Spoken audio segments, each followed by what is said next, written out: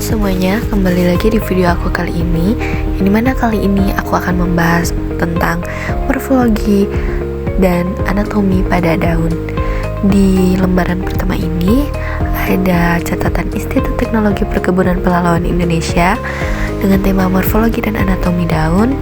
Nama Teresia Olivia Tata, NIM 2502058, dosen pengampu C. Salmiati, MPD, PhD, Program Studi Agroteknologi B. Latar belakang. Daun merupakan organ vital pada tumbuhan yang berfungsi dalam fotosintesis, pertukaran gas, dan regulasi penguapan. Bentuk dan ukuran helai daun atau morfologi sangat bervariasi antara spesies serta dipengaruhi oleh kondisi lingkungan seperti intensitas cahaya dan ketersediaan air. Sebagai bagian dari strategi adaptasi tumbuhan, sementara itu, struktur internal daun, anatomi seperti jaringan epidermis, mesofil atau lapisan palisade dan spons, stomata dan sistem pembuluh angkut menentukan seberapa efisien daun mengoptimalkan fungsi-fungsinya tersebut. Hubungan erat antara morfologi dan anatomi daun memungkinkan tumbuhan menyesuaikan investasi, sumber daya, dan strategi struktur daun terhadap tantangan lingkungan. Oleh karena itu, pengamatan karakter morfologi dan anatomi daun memberikan wawasan penting tentang adaptasi ekologis, taksonomi, serta potensi respons tubuh terhadap perubahan lingkungan. Sebagai contoh, kajian di Indonesia menunjukkan variasi anatomi daun sebagai bentuk adaptasi tumbuhan penyusun zonasi mangrove di Sulawesi Tengah. Tujuan praktikum yang pertama mengamati morfologi daun, bentuk helaian, ujung tepi, pertulangan, susunan, dan tangkai daun. Yang kedua mengamati anatomi daun melalui irisan melintang, epidermis, jaringan palisade, jaringan spons, stomata, serta berkas pengangkut atau xilem dan floem. Ketiga, membandingkan anatomi daun monokotil dan dikotil. Alat-alat yang digunakan untuk melakukan praktikum kali ini yang pertama ada mikroskop cahaya, kaca objek dan kaca penutup, silet atau cutter tajam, pinset, jarum preparat, pipet tetes, botol semprot berisi aquades, tisu, penggaris, buku gambar, dan pensil. Sementara itu, bahan yang kita butuhkan ada daun monokotil, daun dikotil, larutan safranin, larutan fasgren, aquades atau air suling. Nah, untuk cara kerjanya sendiri, yang pertama buat irisan melintang tipis pada daun monokotil dan dikotil menggunakan silet. Dua, letakkan irisan pada kaca objek dan tetesi aquades. Ketiga, tambahkan larutan safranin, diamkan selama 2 menit, bilas dengan aquades. Yang keempat, tambahkan fasgren untuk kontras warna, tutup dengan kaca penutup.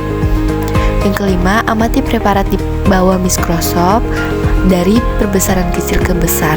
6. Identifikasi bagian jaringan. 7. Buatlah gambar hasil pengamatan anatomi dan monokotil dan dikotil serta beri keterangan tiap bagian. Dan ini merupakan cuplikan video dalam cara kerja.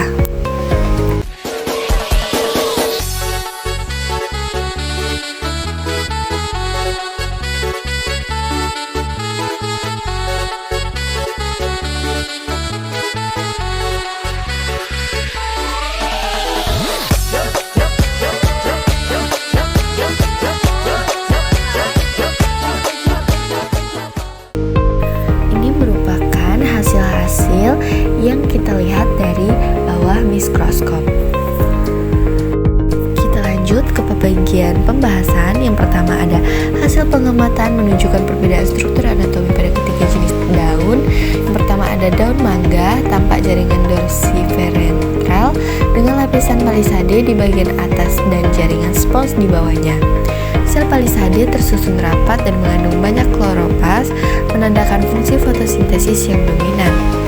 Yang kedua ada pada daun jagung, struktur yang terlihat bersifat isobilateral, jaringan palisade terdapat di kedua sisi berkas pembuluh sejajar, serta terdapat sel kipas buliform cells yang berfungsi saat daun membulung untuk mengurangi transpirasi.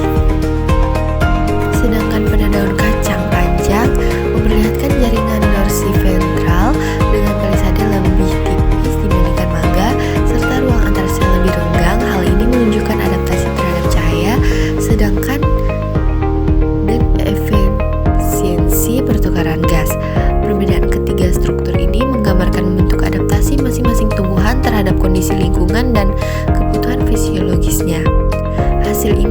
sejalan dengan penelitian Tiura, Agustina, dan Rahmawati 2022 yang menyatakan bahwa variasi ketebalan jaringan mosofil, densitas stomata, dan struktur epidermis merupakan bentuk adaptasi anatomi daun terhadap perbedaan intensitas cahaya dan ketersediaan air di habitatnya.